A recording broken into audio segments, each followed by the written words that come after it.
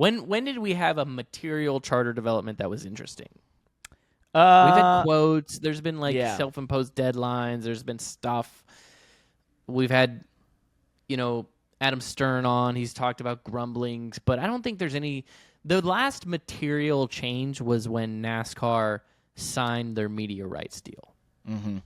Even though that wasn't directly correlated with the charter agreements, that was a big shift in negotiation, right? And you've heard me talk about this for months, that I have felt like that was the moment that the teams lost their leverage, was when NASCAR signed a media rights deal without the teams, unencumbered by the teams, right? Yep. Because the teams up to that point had felt like their ace in the hole was that they could maybe get the TV, the networks, Amazon, NBC, Fox, to hold off on signing until there was a charter agreement, right? And that NASCAR would have to succumb to their demands and the perpetual charters and increasing the share of the media rights, et cetera, et cetera, et cetera. More details than you and I even know about, right? Yep. That was the team's leverage. When NASCAR proved they could sign with the networks and the teams were no part of that, the teams lost their leverage, in my opinion. And we have been saying that for months. We've talked about it at length with our people in our network, with team owners, with NASCAR executives, and on the air, off the air. We've talked about it, and now it seems like it sort of proved itself to us and came to fruition when, over the weekend, NASCAR had a deadline to the teams, and pretty much every single team except for two organizations, 23XI and Front Row Motorsports, signed the charter agreement. And to kind of go a little bit deeper there, this was sent to the teams on Friday night, and they were basically told to sign it by midnight. So basically 13 of the teams did. You had 2 that didn't. There's been a lot of quotes that have come out since then. Obviously, 23XI put out a statement at that moment, that next day. And to show you kind of how quickly this all happened, I was sitting on a plane back from Atlanta Saturday night with some 23XI crew members, and they were like, yeah, we didn't know anything until it was on Twitter. No one told us. And like maybe half hour later, they got an email from the team being like, hey, here's what's happening. So I think a lot of stuff moved fast there. At the end of the day, the 23XI team basically just made it clear that they didn't feel like that they agreed with the, putting a time limit on them, and they didn't agree with what had been, what it's all come to. Mm-hmm. And I think FRM was in a similar comment, basically. Since then, Rick Hendrick has been quoted as basically saying he felt the deal was as good as it gets and that he was tired of it. He's tired of dealing with this. To kind of expand on that, one thing that Adam Stern put out there that I thought was really fascinating, the last place charter from the 2016 deal to 2024 was expected to make around $5 million a year. That has now gone to apparently around $8.5 million in the newest deal, which ChatGPT tells us is a 70% increase. I don't know about that. You could have used a calculator for that. Yeah, I don't know. I don't know about that math. No, it's significant. So I want to make that's been the one biggest little sticking point usually. I want to put one little. There's a lot of details there. There's a lot of sticking points, and not just the money and the share, but like the length, the duration of the charters. I know that the team owners were trying to get perpetual charters, but I'm curious about one thing, and we can kind of blow through this point, but I just want to go piece by piece here. The charter agreement was sent to the teams on Friday and told to sign by midnight, right? This has been a 2-year-long, multi-year negotiation. It has been a seemingly the negotiation has seemed to be at an impasse for months, right? Mm-hmm. And now what we're being told and what we see here publicly is that the teams were sent this final version of the charter agreement on Friday and told to sign by midnight, and practically all of the teams signed it. Yes. What was the or else? Because that is where we get into this conversation, and I'm okay if you're okay with it. Like let's spend some time on this. that is where we get into what happens now for 2311 and FRM, because there's something we don't know what the or else was, right? But there's an or else there. Well, I think there was a report that it was basically that they could lose their charters, was the or else. Okay. So what is that? Yeah, go ahead. Well, what I'd like to say is that I think what this puts us in is unchartered territory, Landon. Thank you. Good one. Good one. I'm trying to have a serious conversation. You think I'm the first one to do that? I don't know. No, I do agree. I do agree. What is the ramification of this? No one knows. This has not happened. I mean, this charter system is still very new, right? As a system that is in NASCAR, only came about, 2015, 2016 when it came in. So this is uncharted waters. I can't stop. But no, I'd say I don't think anyone does know, and I think that is sort of the posturing right now is like, okay, well, this is sort of a game of chicken a little bit, right? Well, in what happens? Okay, a game of chicken is when two parties are going head to head on a one track, and somebody has to give out. Yeah. Otherwise, there's consequences that affect both parties. But so at this point, we're past it. The game of chicken. They've already made the move. I think NASCAR made the move. The chicken, like, what is the consequence of? What is NASCAR's consequence now? That they lose 2311? Like that 2311? Like, what is NASCAR's reason? What is NASCAR's motivation to reach out to 2311 and be like, hey, we put a deadline and you didn't sign it, right? Like, what's the dynamic here? Because I feel like all of the leverage is in NASCAR's hands. Now, I think that there is some motivation to not lose 2311, and I'm not trying to ignore Front Row Motorsports for a second. Like they're valuable too, but let's just focus on 2311 because they're the biggest name.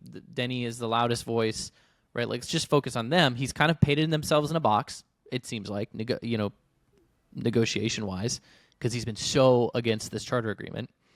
So what is NASCAR at risk of here? Because Denny him and his team did not sign the charter agreement. There was a deadline. If you're NASCAR, what are you doing? Right? You have all the leverage to go about life.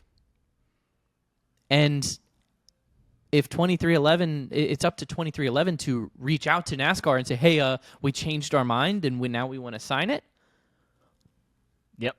Or they, all of the other teams signed the agreement. So it's not like, is 2311 pursuing like their own charter agreement? Is that even possible? Like, they probably, NASCAR, I don't think NASCAR that's on the table. So, or even possible given that they've already signed charter agreements, or they have a charter agreement that, 30 other race teams signed, or 28 other race teams signed. So what exactly happens next? Because NASCAR existed for 75 years before Michael Jordan came to a race. And I'm pretty sure it'll exist for 75 years after. So I don't think that NASCAR wants to lose Michael Jordan in 2311. They're an extremely valuable team and organization, and they bring something to the table. Don't get me wrong. But the ball is completely in 2311's court now. Mm-hmm. Completely. Like, not just to the point that, like, oh, ping pong, the negotiation is back in your court. No, I think that if I'm NASCAR and I'm just looking through my interpretations of the art of a deal, mixed with my own personal experience with how contract negotiations go, NASCAR could literally have no outbound communication to 2311 from here on out. Right? Yeah. There's none. There's no reason, other than anybody named Steve or anybody with the last name France at NASCAR should absolutely have a cordial relationship to Denny or MJ or Curtis Polk or Steve Valletta and be like, hey, dude, we want you here, right? We want you. Yep. We want you here. You bump into him in the motorhome lot. You take him out for drinks, whatever. We want you here. But, like, The deal is the deal. The majority of these teams have proven that this is an acceptable offer, and now it is completely on 2311 to do whatever mental gymnastics Denny has to do in the public to say, okay, I don't agree with this charter agreement, but we're going to sign it. I suppose if the offer still stands, right? Because now I'm going back, and I know I'm ping-ponging around, but it's like, remember, there was a deadline. We don't really know what the or else was. Typically when you have a deadline in an agreement like that, it's like, okay, here's the offer, deadline's at midnight, and anything after midnight, the offer is revoked. Yep. Right? Yep. Now, is the offer actually revoked? If Denny called right now and said, we'll sign it, you would think, common sense would tell you that NASCAR would be happy to sign with 2311. I don't think there's a better replacement for them. Yep. But like I said, NASCAR doesn't have to replace 2311. They don't have to have 36 charters. They can have as many as they want. Yep. Right? And there's not to be brash and repeat myself, but it's just like there was 70 Daytona 500s or however many Daytona 500s before Michael Jordan, and there'll be however many after him too. So I think if you're NASCAR, it's like, what do they do? I don't think there's anything to do. I think it's completely on those two organizations to have their counsel basically reach out to NASCAR and be like, hey, can we get that charter again? Is the offer still stand? Well, and I think to your point, it's not like the deal is changing and it won't be from my interpretation of like, hey, this is the deal, take it or leave it. If it's still on offer, it's the same deal. It's not going to be a different one for them as opposed to other teams, right? The teams all signed it. And I thought some of these quotes in Jenna Fryer's Associated Press article were pretty interesting from Rick Hendrick. He said, I think we worked really hard for 2 years, and it got down to you're not going to make everybody happy, and I think it got down to I was just tired. He said, not everybody was happy, but in any negotiation, you're not going to get everything you want, and so I felt it was a fair deal, and we protected the charters, which was number one, and we got the revenue increase. I feel a lot of things we didn't like, we got taken out, so I'm happy where we are. And that's the truth. What he's saying is the absolute truth in a tough negotiation like that. Not everybody ends up happy. He's 100% true. And again, maybe I have my own confirmation bias in this all, but it's like he's also those quotes about being tired and sort of being worn down on it is a validation to me that it's like the leverage was in NASCAR's hands. These teams could never actually boycott the sport.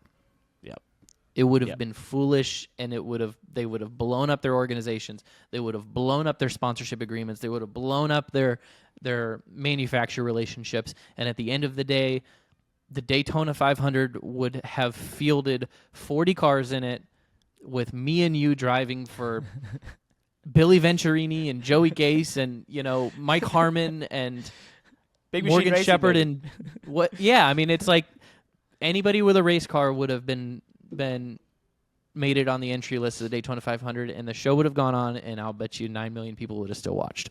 Yep. And so, I am just as interested though in like how 2311 and Front Row Motorsports, like how this story ends up playing out for them. Well, I think it'll be that dramatic. I'm kind of acting dramatic over it. I'm not letting you talk right now. But okay, no, go ahead. Nobody noticed. Very interested. I think, and anybody listening to this should just watch it close. Like, this is very interesting to me because the things that Denny Hamlin has stood on and is currently standing on, right, by not signing this agreement, are very real and valid concerns, wants and needs out of this agreement, their belief in the sport. Like, there's a lot of valid stuff. He makes great arguments. I don't know if I could, go head to head in a debate, topical with given last night's debate, presidential debate. I don't know if I could. I don't know how me and Denny Hamlin in a debate head to head would go. Right? Like, I think that he's. I don't know if I disagree with a lot of the stuff all the time. It's to me, I'm just more focused on the leverage point in this deal, right? Mm-hmm. And so, I'm very interested to see how this plays out because, from a PR leverage perspective, they've like painted themselves in this corner, right? Where he's been such a loud voice against this charter agreement, and he's been such a loud voice against, what NASCAR was offering, in that it was like, not that they were working on it or close or anything. It was like unacceptable, right? And that it's not going to work. And, he's been pretty aggressive towards it and outspoken, which I appreciate, because he's given us insight to this business that no other car owner has done for 50 years. But now what does he do, right? He can't get out of it. They've invested $70 million in these charters, probably. And between the charters and the building and, I was all gonna say it's probably $100 million question. Yeah, it's a $100 million question. Are they just going to quit?